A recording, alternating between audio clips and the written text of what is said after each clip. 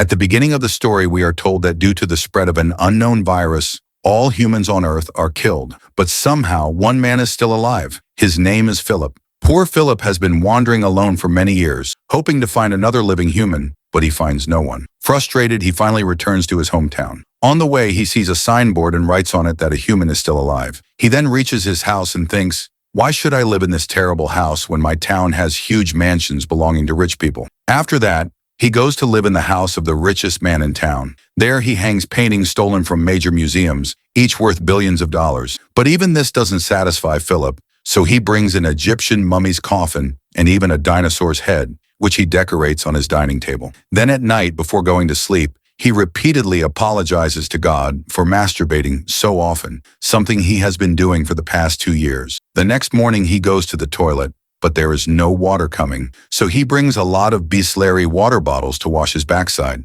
After relieving himself, he feels hungry, so he goes to a supermarket. But instead of opening the door, he blows it up with a gun. Then he goes inside and takes a lot of food for himself. But then his eyes fall on the dirty magazines kept there, which he stuffs into his trolley and leaves. At night, he opens a 0.0 bottle of wine and thanks God. After that, he pleasures himself twice and quietly goes to sleep. The next day, Philip kills time by destroying expensive household items. When even that doesn't satisfy him, he crashes an expensive Mustang into a cheap car and blows it up. After all, how long could the poor guy keep passing time by pleasuring himself? A few days pass like this, and we see that Philip's house has turned into a junkyard. And anyway, why would he clean it? It wasn't even his house. Then he fills a rubber pool with alcohol and bathes in it and drinks from it too. Suddenly, he gets a strong urge to use the toilet, but his toilet is filled with junk. So he decides to make a new toilet. He cuts a swimming pool plank in half and sits on it to poop. After pooping, he goes to a bar and asks the toys kept there,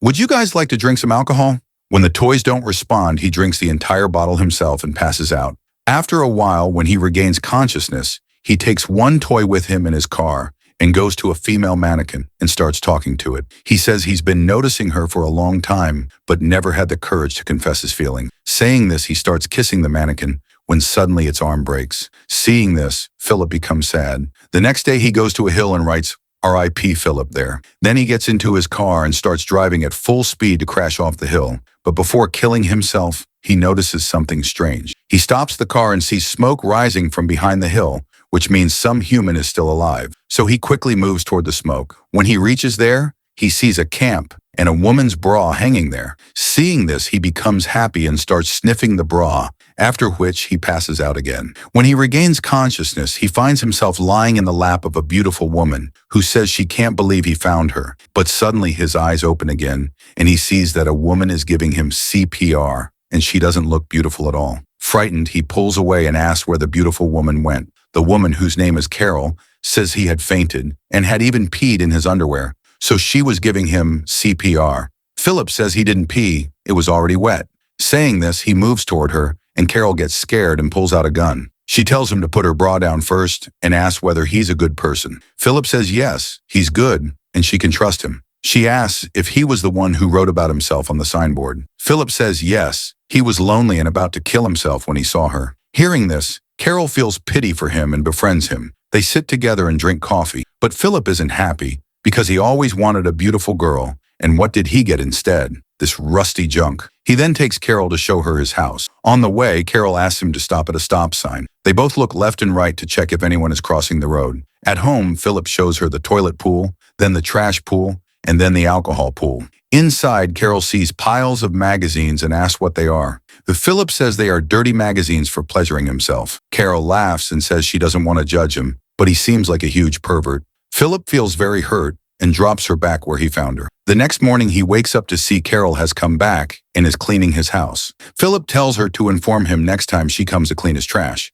Carol gets angry and spreads the trash again. When Philip tries to stop her, she says they need cleaner, and both go to the supermarket to get it. Philip parks his car in a handicapped parking spot. Carol tells him that spot is for handicapped people. Philip gets angry and says, "Are you crazy? There's no one else in this world besides us. Where would a handicapped person come from?" Carol insists he park elsewhere. Enraged, Philip drives the car straight into the supermarket. That night, he goes to the bar and tells his toy friends that he's no longer the last man on Earth. He thought he'd get a beautiful girl to enjoy life with, But instead, he got this rotten bitter gourd, Carol. The next morning, while gargling with beer, he sees Carol packing her stuff to move in nearby. Philip runs to her and says the world is so big. Was the house next to his the only one she could find? Carol asks what his problem is, whether he's scared she'll catch him doing dirty things. Philip drops his underwear and says, "Here, look, what else is left to see?" Carol says they were chosen for a purpose, to continue humanity. Philip says he's not insulting her,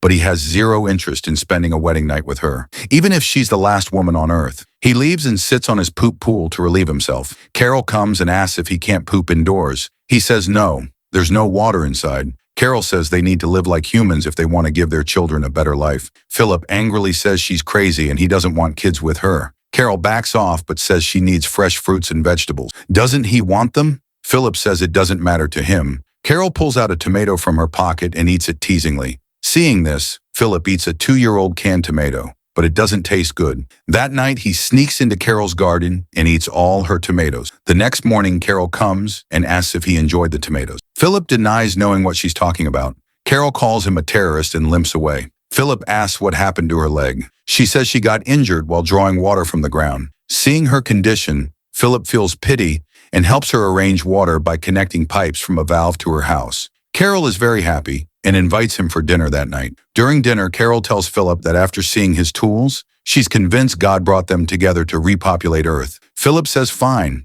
if she insists so much, they'll do it tonight. Carol says she won't spend the wedding night with him unless he marries her first. Philip laughs and says she's got a good sense of humor. She says, "No, I'm not joking.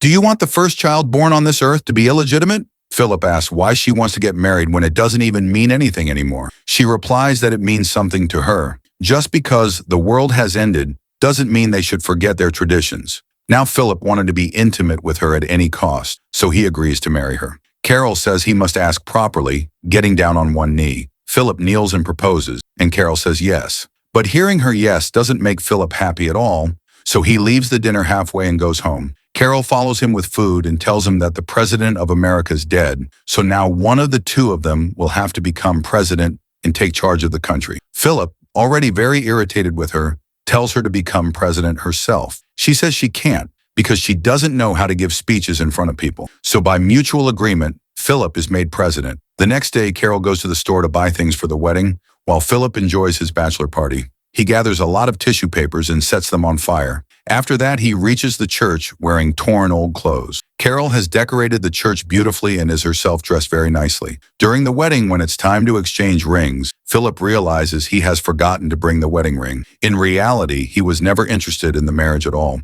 Seeing this, Carol gets angry and leaves the wedding midway. Philip follows her to her house and asks her to open the door. When she doesn't, he breaks the door open. Inside, he sees that Carol had beautifully decorated her house because she was very excited about the wedding. He then sees Carol sitting in a room with a gloomy face. Philip apologizes and says he genuinely forgot about the ring and that if he had remembered, he definitely would have brought it.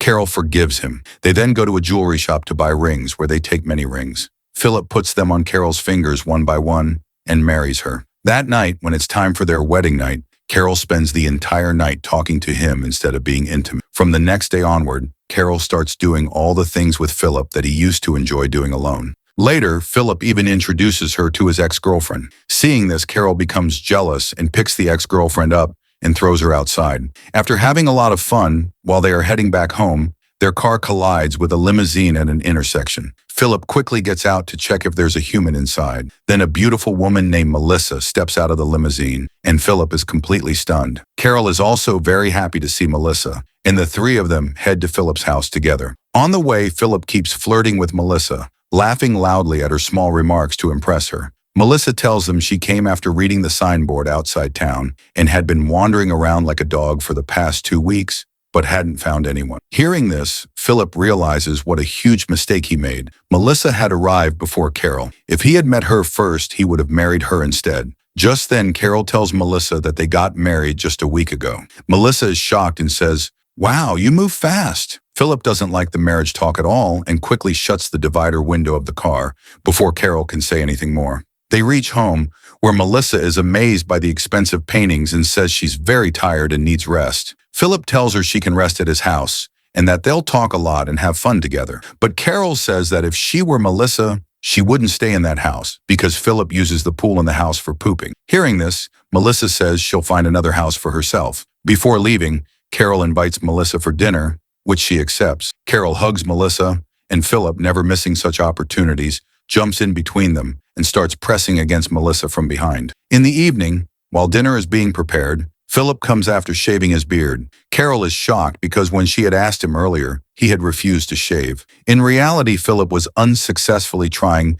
to get intimate with Melissa and was willing to do anything for her. At night during dinner, Philip keeps flirting with Melissa and scolding himself for marrying too quickly. He starts agreeing with everything Melissa says. Her favorite movie becomes his favorite, her favorite food becomes his favorite, and her favorite car becomes his favorite. He does this so Melissa feels there's a connection between them. After dinner, Carol asks Philip to come have fun with her, but Philip refuses, saying he has a stomachache. Carol asks him directly whether he's attracted to Melissa. Philip denies it and goes to sleep. In the middle of the night, Melissa comes to Philip asking for pleasure. Seeing her, Philip follows her like a dog, but then he suddenly sees Carol sitting on the toilet, which terrifies him. The next morning, Melissa comes to meet Philip and sees him exercising. He's actually trying to impress her by showing off his body. Melissa calls him outside and asks what all this is about. Philip says it's a gift for her because he destroyed her limousine. She says there's no need for him to do all this. Meanwhile, Carol calls Philip over and asks whether he gifted Melissa a new car.